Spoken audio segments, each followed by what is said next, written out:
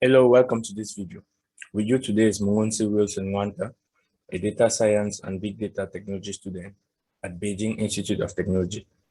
So today we'll be talking about exploratory data analysis using QuickTable. Our data set for today is the NFL data set. I downloaded it from Kaggle. I'll leave the link in the description below. So without wasting much of your time, let's just dive into the video. So today we are going to talk about some data cleaning and visualization. After downloading and uploading your data on QuickTable, we can see that the data set is quite large, with over 10,000 rows and 100 columns. So I won't take you through a step-by-step process in the data cleaning due to the lack of time, but I'll show you the main functionalities of QuickTable you need in order to clean your data as fast as possible. So let's jump into the functionalities. The first one is the format. So after uploading your data set on QuickTable, you have to check if every data column has the right format. For example, the column date has format day. So how do you check the format? The format is just to the left of the column name. So if you want to change the format to another format, for example, the game ID column has format integer. If I want to change it to another format, I just have to click on that icon. Just come here, click, and you have these options to choose from. So this is the first functionality or property of QuickTable that you need in order to clean your data. So the second one is called replace.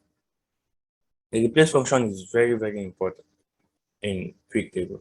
It helps you to fill in empty cells and even to replace values.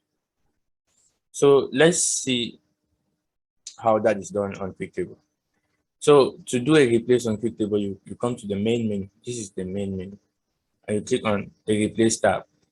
So here you have two options. It's either you replace a value or you fill in empty columns. So we'll go with the first one, replace a value. So when you click on replace a value, the first thing this window appears. So you have to select the column in which you want to do the replace. You input the value you are about to replace, and you input the value you will replace with. So this is the replace function.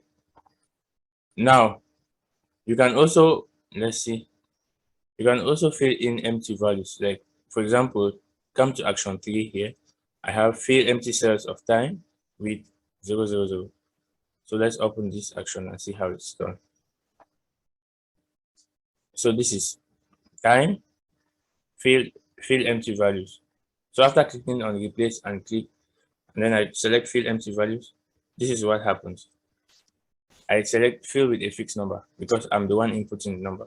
Now, if you want to fill with the mode, the sum, the average, the median, you just have to click on any of them, and then you click on save. So that's how it's done. So the next functionality we are going to talk about is the move functionality. Move functionality moves a column from one location to the other. For example, if I want to move this QTL column to maybe the beginning or the end of the data set, I will just click on this drop down and then I come to move column. Here I have the option move to first position. It's move to first position, that is before the date column, or move to last position, that's to the end. Move before or after a column. This for this one, if I click on this, you see it asks me to move before after a targeted column. I have to enter the column. If I want to move it before drive, I just enter the column drive here, and then I click on save. And this criteria column will be moved to that position. This is another functionality I also use in my data cleaning. So the next functionality we have here is the copy. To copy a column is also very, very easy. You click on this drop down, the same drop down, and then you come here. See, you can see this button, copy column. Immediately you click on the copy column, it produces a copy of that column. You can also delete column from here. So the next functionality we'll talk about now is the lag function. The lag function or the Windows function. This lead lag with the Windows function has lead, lag, sum, average, max, min, rank, dense rank, and row number. This lead function will move the whole column one step up, while this lag function will move the whole column one step down. If I do a lag on this drive column, it leaves the first data point here, this cell empty, and this one becomes down here. While if I do a lead function on this drive column, it moves this second cell, this second data point up, while this one disappears. So it's lag for one step down and lead for one step up.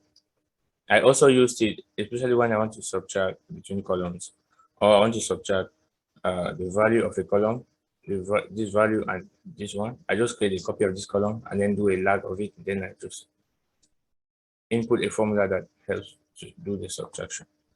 As you can see on script 7. Here, if I open script 7, you see, this is what happens. When you want to do a lag, you have to fill in the group by column and the sort column. So group by column, I use date, sort column, I use date because the data set is arranged in ascending order of date, sorry. So I just use date in order not to change the order of our data set, so that everything remains in the same order. Then I choose the column on which I want to do the lag, and then I choose the function, then I click on save, and that's how lag is done. Now let's talk about the if function. As you can see on this main menu, we have a big if here, and if you want to do an if function, like let's check for example the script 9, you just click on the if function, and when you click on this if, a window like this appears. So from script 9, we say if playtime diff is equal to NA times one Windows lag, this is a lag column, the lag I just explained, minus time seg 1 or time seg 1. So if it's NA, then do this computation, else do this. So this is a simple if function. If you don't understand the function, I will just propose you go and maybe study some Excel functions or watch videos on Excel functions, because all functions on QuickTable are exactly the same as those on Excel. Yeah. So after this, you put a new column. After every if formula, a new column is formed. So you input the name of the column you want to do this computation. So it's going to create a new column, and that's how we can fill in the NA value for playtime diff.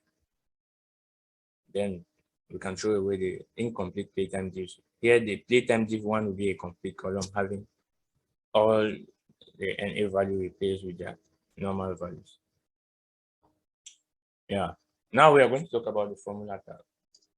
The formula tab here is this one. You can see this sigma sign. These are formulas.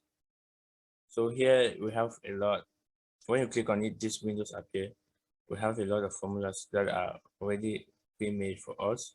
You just have to choose one, and then you are good to go.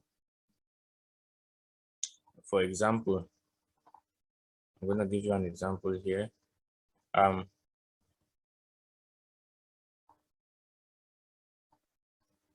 This is the absolute value formula. So as you saw, I just choose absolute value, and then I enter this column. Then I give a new column name for it. And then I'm good to go. Sorry. Then I'm good to go. So this is how you use the formula tab. You just have to click on formula, you choose the formula you want. The formulas, as I said earlier, are the same and similar to Excel formulas. Now let's talk about how to delete rows in QuickTable. So here, as an example, I'll try to delete some rows from the past attempts column. I'll try to delete rows with entries equal to 0. So to do that, you come to the column, click on this drop down button, then you click on overview the column. In QuickTable, when you click on overview on a particular column, the column appears here, and when you click on this other drop down button, you can get the basic information about that column. For example, all our values are correct. There are no incorrect values and there are no empty values. And data entries with 1 are about 4,000, while those with 0 are about 5,000. So here we want to delete all those with 0. So we just select one only, select the ones we want to keep, and then we add to processing step. It's as easy as that. So those rows, sorry, are deleted. As you can see here, we just have about 4,000 rows left. So now let's talk about visualization. On QuickTable, visualization is all done on the chart. So you come to the chart icon on the main menu, click on chart icon. Here we have a line, plot, area plot, column, stack column, pie, donut, bar chart, stack bar, etc. We even have heat map. So when you click on one of them, I'll take this as an example. Let's come to script 37.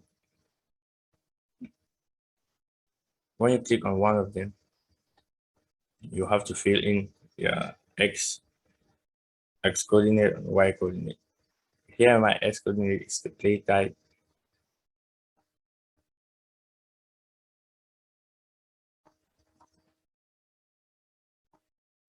While my y coordinate is play type count.